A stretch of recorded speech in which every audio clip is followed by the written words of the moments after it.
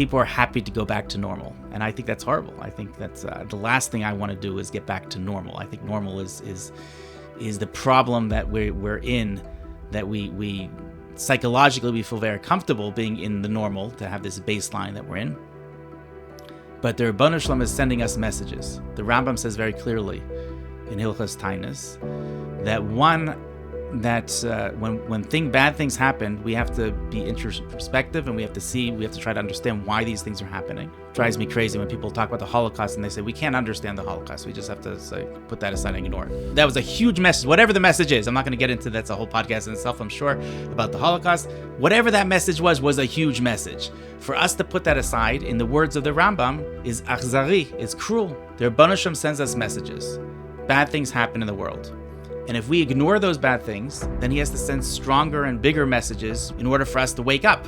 And if we're not waking up and we're just going back to normal, then we're really missing the point. Over the period of the past couple of years, Hashem has sent some of the biggest messages that our people have seen in generations, perhaps ever.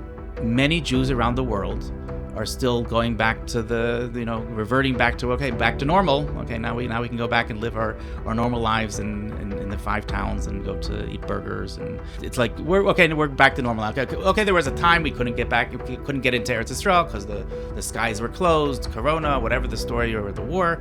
But now we're back to normal. We can hop on a flight and we can go back to Israel. So we can go visit like we do Cancun and all other vacation spots around the world. Okay, so we're back to normal. If you notice, during Corona, the skies were closed. You couldn't get into Israel as a tourist.